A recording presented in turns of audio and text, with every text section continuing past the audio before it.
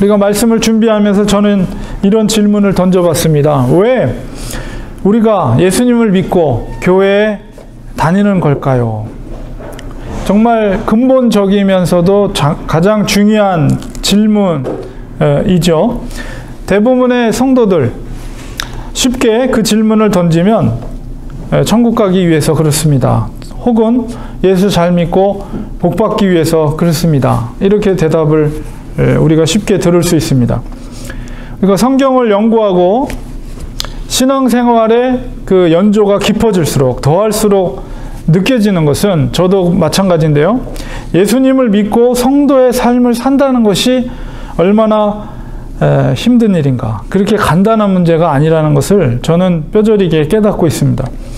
분명히 우리가 구원을 받을 수 있는 조건은 믿음이에요. 우리 행위가 아니고 믿음입니다. 그러나 그 믿음이라는 것이 그렇게 간단한 문제가 아니라는 것이죠. 분명히 구원을 믿을 수 있는 것은 믿음인데, 그렇죠. 반드시 예수님을 믿어야만이 구원을 받을 수가 있습니다. 그런데 바로 그 믿음이라는 것은 주님께서 걸어가신 그 길을 동일하게 우리가 걸어가는 것, 그 길, 그것이 바로 제자의 길이고 우리가 구원에 이르는 길입니다. 그런데 그 길이 결코 쉬운 길이 아니죠. 주님께서도 그 걸어간 길은 고난의 길이요, 골고다의 길이요, 낮은 자의 길입니다. 주님의 낮아짐을 철저하게 누구보다도 본을 받고 또 그것을 준비하신 분이 오늘 읽은 말씀에 등장하는 사람이에요. 그 사람이 바로 세례 요한입니다. 오늘은 이 세례 요한을 통해서 진정한 제자의 길이 무엇인가, 그리스도인으로서 이 땅에 우리가 살아간다는 것이 어떤 것인가, 정말 예수님을 믿는다는 것이 어떤 것인가, 이런 것들을 우리가 한번 깨닫고자 합니다. 하나님께서는 세례 요한을 특별한 사명을 가지고 그분을 불렀어요. 하나님께서. 그래서 그 특별한 사명이 뭡니까? 세례 요한에게 하나님께서 맡겨주신 사명은 바로 예수님의 길을 예비하고 준비하는 일을 위해서 하나님께서는 세례 요한을 부르셨어요. 콜링이라고 그러죠. 부르셨습니다. 그래서 이 소명, 부르심은 이제 소명이라고 그러죠. 그래서 우리 책 중에 한국에서 베스트셀러, 기독교 책 중에서 베스트셀러 중에서 읽혔던 책 중에 소명이라는 책이 있어요. 오스 게니스라는 사람이 아주 유명한 선교화 신학자인데 그분이 쓴 책 중에 소명이라는 책 속에 소명의 정의에 대해서 이렇게 말하고 있습니다. 소명이라는 것은 하나님이 우리를 너무나 결정적으로 부르셨기에 그분의 부르심과 은혜에 응답하여 우리의 모든 존재, 우리의 모든 행위, 우리의 모든 소유가 헌신적이고 역동적으로 그분을 섬기는데 전부 드리는 것이다. 이렇게 책에서 말하고 있습니다. 바로 이 오스게니스의 이 소명의 정의처럼 철저하게 자기의 모든 것을 하나님의 부르심에 모든 것을 전부 드렸던 사람이 바로 세례 요한이었습니다. 세례 요한의 이 사명은 이미 구약 선지자를 통해서 예언된 말씀인데요. 우리 이사야서를 먼저 보면 말라기에 보면 4장 5절 6절에 보라 여호와의 크고 두려운 날이 이르기 전에 내가 선지자 엘리야를 너희에게 보내리니, 예수님께서도 엘리야를 먼저 보냈다. 바로 세례 요한을 예표하는 사람으로 엘리야를 얘기합니다. 엘리야를 너에게 보내리니 그가 아버지의 마음을 자녀에게로 돌이키게 하고, 그러니까 세례 요한의 사명이 뭐냐라고 했을 때 아버지의 마음을 자녀에게로 돌이키게 하고 자녀들의 마음을 그들의 아버지에게로 돌이키게 하리라. 돌이키지 아니하면 두렵건대 내가 와서 저주로 그 땅을 칠까 하노라 하시니라. 이미 400년 전에 예수님 세례 요한이 오기 400년 전에 말라기야를 선지자를 통해서 이 세례 요한의 올 것을 그리고 그 사명을 언급하고 있고, 그 다음에 이사야의 예언의 메시지 속에, 물론 이거는 누가복음 3장 4절에 있는 말씀이지만 바로 이사야에 예언된 말씀을 인용한 말씀이에요. 광야에 외치는 자의 소리가 있어 이르되 너희는 주의 길을 준비하라. 그가 오실 길을 곧게 하라. 바로 세례 요한의 사명이 바로 이것입니다. 광야에서 외치는 자, 그리고 주의 길을 준비하고 그가 오실 길, 그는 바로 예수 그리스도죠. 예수 그리스도께서 오실 길을 곧게 하는 것이 바로 세례 요한의 사명이었고, 하나님이 그래서 그를 부르셨다는 것입니다. 요한은 그 소명대로, 하나님의 부르심대로 살았던 사람입니다. 성경의 많은 사람들 중에는 바로 하나님의 콜링을 따라서 살았던 많은 위대한 인물들이 나타납니다. 아브라함도 그랬죠. 모세도 그랬죠. 이사야 선지자나 사도 바울도 역시 하나님의 그 콜링, 부르심을 받았습니다. 그리고 그 부르심대로 그들은 살았습니다. 그 부르심에 그의 모든 인생을 그 소명과 사명을 위해서 살았던 사람들이에요. 그렇기 때문에 하나님은 그들을 통해서 하나님의 역사들을 이루게 하셨습니다. 목회자들은 특별히 이런 하나님의 부르심이 있어야 됩니다. 이 소명과 함께 하나님이 주신 그 사명감이 없이는 갈 수 없는 길이 목회자의 길이며 또 선교사의 길인데요. 꼭 선교사나 목회자뿐만 아니라 우리 그리스도인들은 누구나가 하나님의 부르심을 받은 소명, 그것을 바로 내적인 소명이라고 그래요. 누군가의 외적인 소명을 통해서 예수 그리스도를 전달받게 되었지만 하나님의 섭리 가운데 내적인 소명으로서 하나님께서 우리를 부르셔서 예수 그리스도를 우리의 구주로 영접하는 은혜를 받게 되었죠. 그것을 불가항력적인 은혜라고 합니다. 하나님이 우리를 내적으로 부르실 때는 그것을 우리가 거부할 수 없는 불가항력적인 하나님의 은혜다. 우리 속에 어떤 조건이 있어서 우리에게 부르심과 우리에게 믿음의 은혜를 주신 것이 아니에요. 우리에게 어떤 조건이 있다면 그것은 은혜가 더 이상 아니죠. 우리의 어떤 자격 때문에 되어진 거라면. 그러나 우리의 구원의 은혜와 믿음은 우리의 조건이 아니라 하나님의 일방적인 선택하심을 통해서, 아브라함의 무슨 선한 것이 있어서 그를 부른 게 아니에요. 하나님의 일방적인 선택하심이에요. 모세도 마찬가지죠. 사도 바울도 마찬가지죠. 그 사람에게 뭐 어떤 특별한 것이 있어서가 아니라 베드로를 선택한 것도 마찬가지죠. 하나님의 은혜라는 거예요. 하나님의 일방적인 선택하심. 하물며 우리조차도 우리 속에 무슨 선한 것이 있어서 하나님이 우리를 부르셨겠어요. 바로 하나님의 은혜로 우리를 부르셨다는 거예요. 그러니까 목회자나 어떤 선교사뿐만 아니라 하나님은 우리를, 모든 성도들을, 그리스도인들을 하나님께서는 부르셨다는 것입니다. 그런데 중요한 것은 바로 그 부르심에 맞게 그 사명감을 가지고 흔들림 없이 그 사명감을 가지고 사는 것이 얼마나 그리스도인들에게 중요한 것인가. 우리는 그것을 세례 요한을 통해서 보게 됩니다. 세례 요한의 삶은 길지 않았어요. 그리고 그는 처음서부터 그의 영성은 광야에서 시작됐죠. 광야에서 깨닫게 되고 광야에서 영적으로 날카롭게 준비되어지고 그 굶주림과 배고픔과 어려움 가운데서 하나님을 향한 부르심과 사명감에 투철한, 정말 그 중심 속에 주님이 나를 부르셨고 주님이 나를 정말 주의 길을 예비케 하고 주의 길을 평탄케 하기 위해서 나를 부르셨다는 그 사명감에 흔들림이 없었다는 거예요. 세례 요한은 이렇게 철저하게 하나님의 사명을 위해서 살았던 사람입니다. 왜 하나님께서는 주의 길을 예비하기 위해 세례 요한을 준비시켰을까요? 그것은 예수님께서 지난번 제가 설교 시간에 말씀드린 것처럼 첫 번째 예수님의 사역은 말씀에 천국 복음을 선포하는 일이었고, 두 번째 사역이 무엇이었습니까? 바로 제자들을 부르는 일. 제자들을 부르셨어요. 이것은 그 예수님께서 두 번째 사역으로 제자들을 부른 사건과 무관하지 않은 거예요. 하나님께서 세례 요한을 준비시킨 것은 바로 세례 요한은 예수님의 사역을 위해서 하나님께서 준비시킨 예수님의 동역자였다는 거예요. 바로 제자들이 예수님의 동역자였던 것처럼 바로 하나님께서는 항상 하나님의 일을 하게 하실 때는 절대로 혼자 보내지 않아요. 모세도 혼자 보내지 않았어요. 그의 형 아론을 불러서 그의 부족함을 채워주는 역할들을 했죠. 바로 주님의 길을 준비할 때도 그의 동역자로서 하나님께서 누구를 준비시켰냐? 바로 세례 요한을 준비시킨 거예요. 그래서 세례 요한을 통해서 주의 길을 준비하고 주의 길을 평탄케 하는 일을 하나님께서 그의 동역자로서 붙여주신 거예요. 사도 요한도 사도 바울도 마찬가지. 그의 주위에는 정말 그와 함께 생명을 다하는 귀한 동역자들이 있었다는 사실을 우리는 기억해야 됩니다. 오늘날 교회도 마찬가지예요.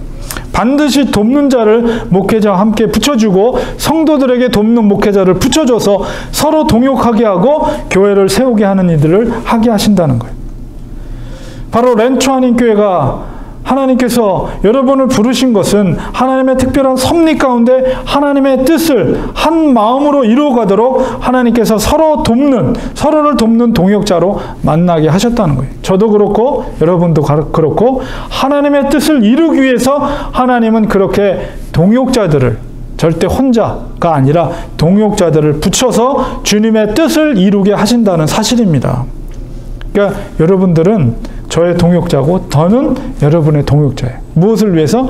하나님의 교회를 세우고 이 지역에 주님의 뜻을 이루고자 하는 하나님의 놀라운 섭리 가운데 하나님이 준비시킨 하나님의 동역자라는 것입니다. 그러므로 한 마음을 품고 하나님의 뜻을 이루어가는 우리가 될 때 하나님의 뜻이 거기서 이루어지게 되고 펼쳐져 나가게 된다는 것이죠. 바로 세례 요한은 주님의 동역자였습니다. 세례 요한은 주님의 길을 평탄케 하는 일을 하나님께서 사명감을 주시고 그를 부르셨다는 것이죠. 세례 요한이 어떻게 구체적으로 그 길을 준비했습니까? 주의 길을 평탄케 한다는 것은 무엇입니까? 그것은 바로 회개를 선포하는 일이에요. 오늘 말라기에서 우리가 말씀을 본 것처럼 바로 이 엘리야가 하는 역할, 세례 요한의 역할은 뭐냐면 아버지의 마음을 자녀에게로 돌이키게 하고 자녀들의 마음을 그들의 아버지에게로 돌이키게 하는 역할, 이것이 세례 요한의 사명이었고 그것이 바로 주의 길을 평탄케 하는 거예요. 그것을 가능케 하는 것이 무엇이다? 바로 회개의 복음을, 회개의 말씀을 선포하는 거예요. 바로 회개를 통해서 사람들의 영혼을 하나님께로 돌아가게 하는 역할을 한 것입니다. 그래서 광야에 외치는 자의 그 첫 번째 외침이 무엇입니까? 회개하라. 천국이 가까웠느니라. 회개하라. 그것이 바로 그들의 영혼을 아버지께로 돌이키게 하는 역할을 하는 것이 바로 회개를 선포하는 것이기 때문입니다.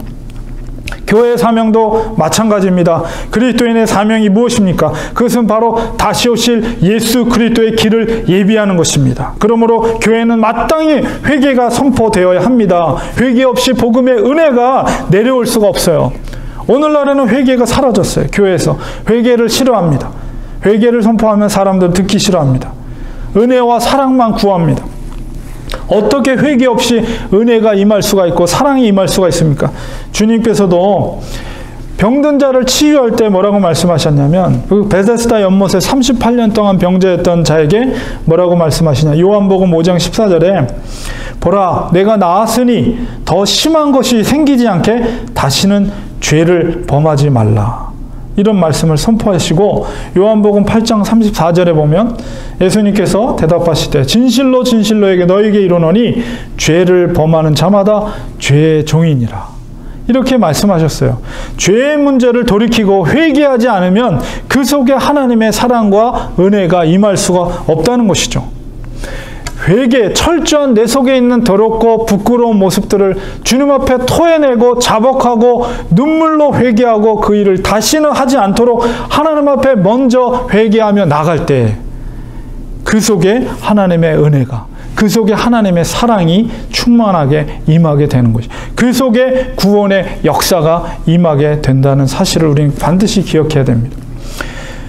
세례 요한, 그 말 그대로 세례를 행했던 자예요.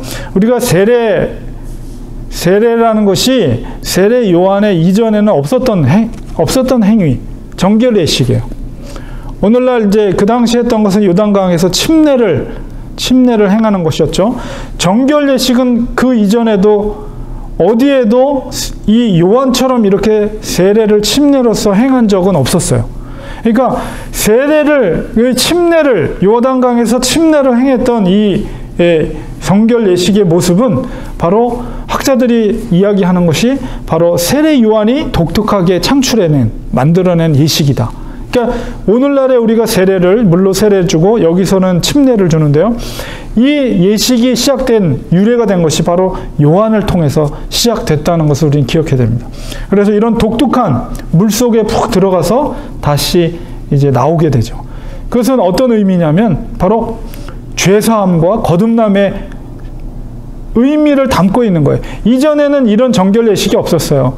이전에는 율법으로 정결 예식은 손을 씻는다거나 뭐 이 정도였지, 물속에 들어가서 다시 나오는 그런 세례 의식은 없었어요. 세례 요한을 통해서 그 예식이 시작이 되었고, 그 다음에 오늘 말씀 속에 보면 마가복음 1장 5절에 이 세례 요한이 세례를 행할 때 온 유대 지방과 예루살렘 사람이 다 나아가 자기 죄를 자복하고 요단강에서 그에게 세례를 받더라.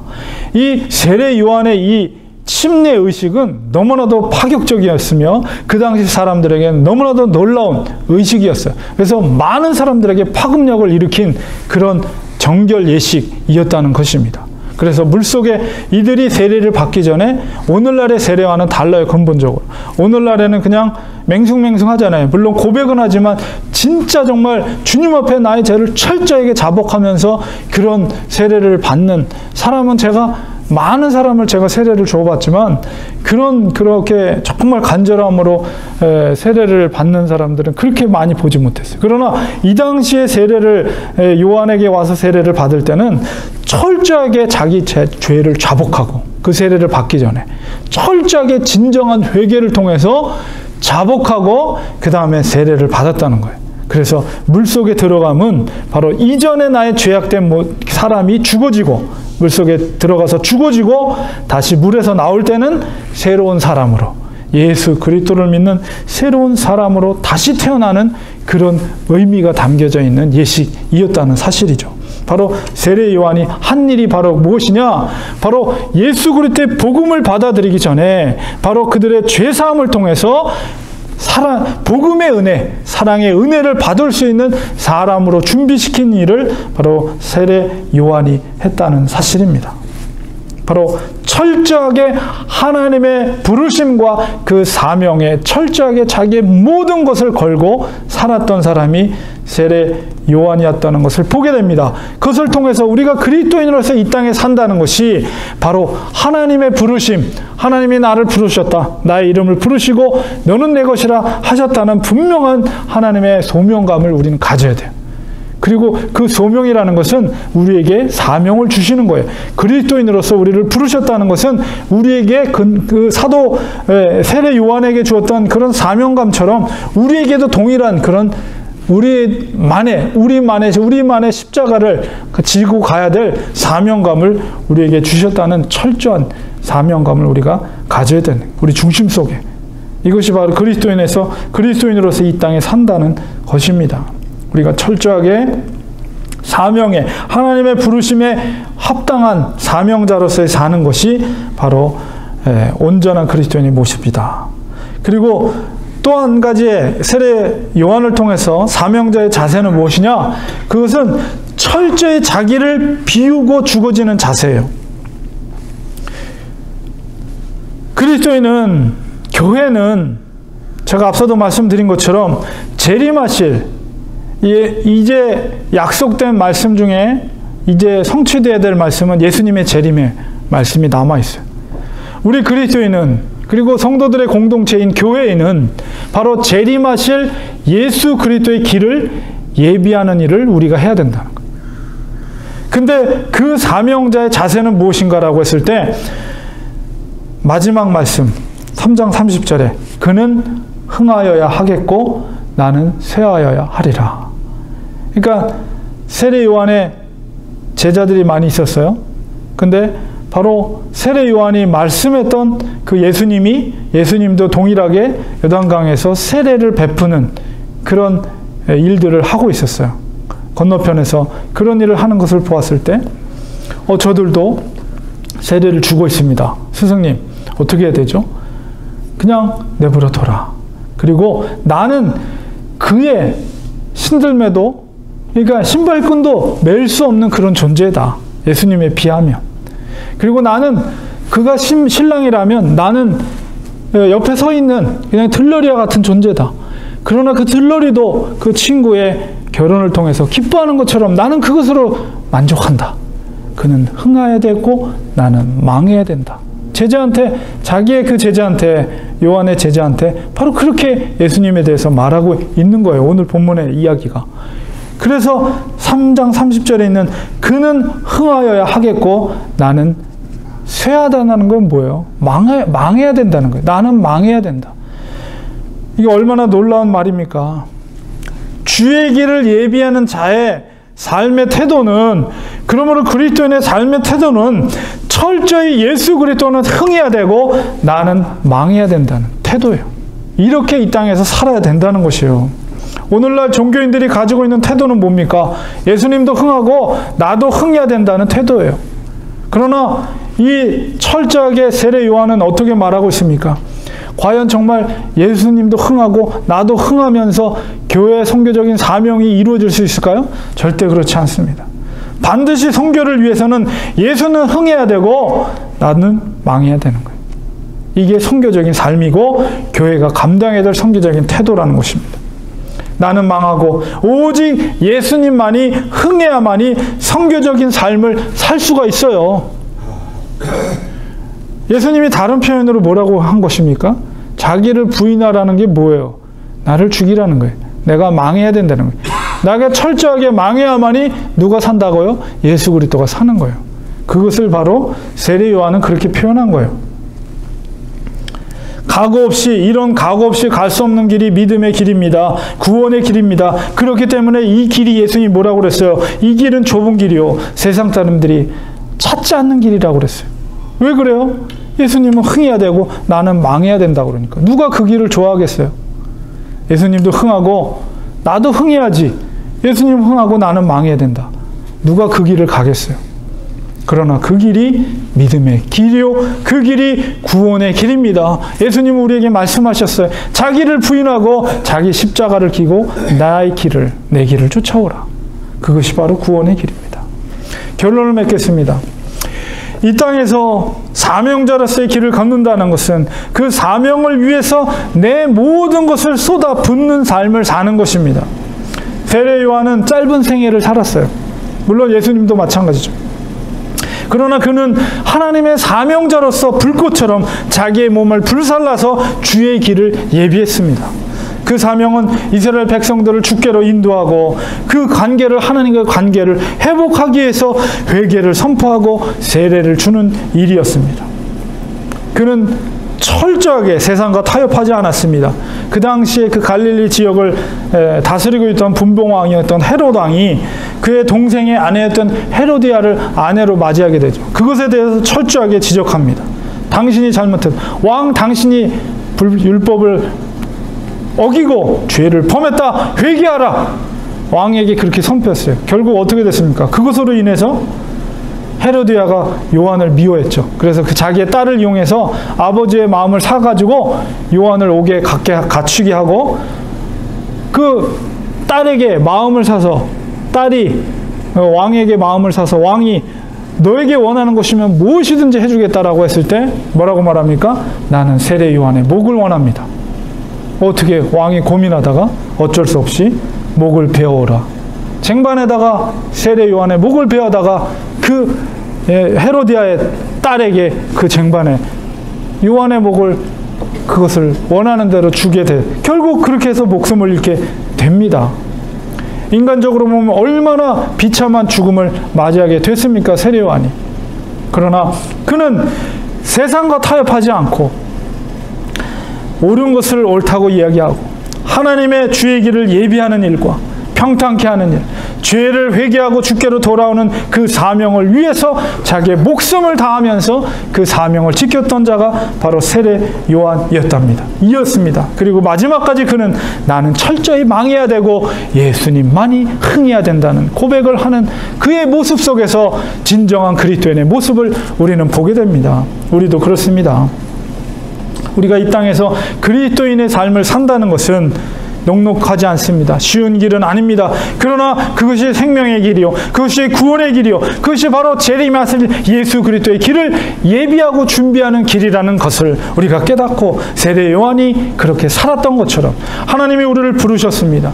불강력적인 은혜로 우리를 부르셔서 너는 내 것이라, 너는 내 백성이라 하시면서 구원의 믿음을 우리에게 허락해 주셨어요. 우리는 하나님의 자녀가 되었습니다. 우리는 이미 구원받은 백성이 되었습니다. 그렇다면 구원받은 백성으로서 철저히 주님의 사명자로서의 길을 걸어가는 것, 세례 요한처럼 정말 그 길을 묵묵히 걸어가면서 나는 망해야 되고 오직 예수 그리스도만이 흥해야 됩니다 라면서 그 사명자의 길을 걸어갈 때 이 렌초 한인교회를 통해서, 우리 성도들 통해서, 우리를 부족한 이 종을 통해서 하나님의 놀라운 역사가, 주님의 길을 예비하는 역사가, 주님의 관계가 회복되는 역사가, 돌아야 될 잃어버린 양이 주께로 돌아오는 역사가, 구원받는 역사가 우리 교회를 통해서 이루어질 거예요.